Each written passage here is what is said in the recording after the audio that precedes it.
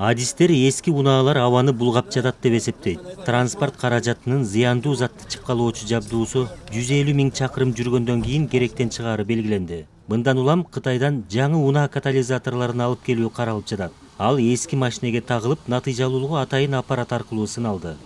$50 $70 чейин баягы кыймылдатыштын көлөмүнө жараша деп атат. Бул катализатордон чыккан газдар талапка жооп берип атат, таза. Биздин эсептер боюнча бүгүнкү күндө 85% мамлекеттеги транспорт бул 15 жылдан эски транспортта. Бүгүн кандайдыр бир машинада катализатор болгон болсо дагы ал тазалаган жок.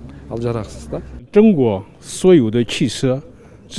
Бул бардык үлгүдөгү жеңил унааларга кайсы жылы чыкканына карабай ылайык келет. Шанхай менен Гуанчжоудагы ири автоөндүрүүчү компаниялардын баары ушуну пайдаланып жатышат.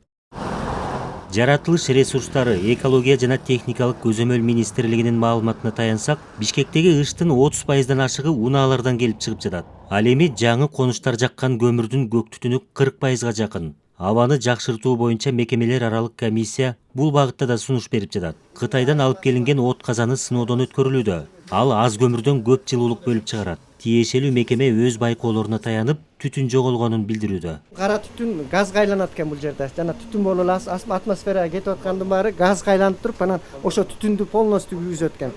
Эски котельницти жагып көргөндө алар капкара болуп чыгып атты, а муну жакканда эчтеке чыккан жок да. Азыр бул баасы бизге келгени 85 000 сом деди. 85 000 сом экен. Анан бул 300 квадратка. Анан монтаждагандарын көрдүңүздөр, мынакей бул жерде подача обратка эле кошулат. Анан дымовой трубаны кошуп коюшат, бүттү, ошо менен эчтеке мындай эмен жок. Жанагындай фильтр өзүнчө көп нерселер бар. Бул жерде айырмасы только эле бияка кезек көмүр жагыш керек экен болду. Анткени менен адистер текшерип көрүштү. Лабораториялык изилдөөнүн жыйынтыгы чыгарылат. Элге ушундай котелдорду койгонго ушундай программа иштеп чыгып атабыз. Биякта биргеликте биздин Айылбанк, Элдинбанк ошол жактан льготный финансирование жагында сурайлы деп, анан ошону менен элге коюп берсек, и ошол эле учурда элге ошондой жакшы сапаттуу көмүр берсек, ошону менен биздин Бишкектин тегеректе жыл массивдер буюрса таза аба менен уже дем алып калат. Ошол эле учурда үйлөрдө жылуу жагынан эффективдүү мындай отопление система болот да. Бишкек абасы начар шаарлардын катарында кала берүүдө.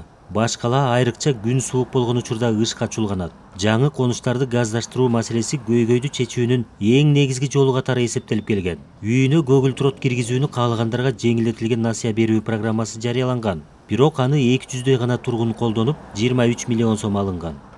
Калыгул Асанбаев, Адилет Эшкожо, Ала Тоо 24.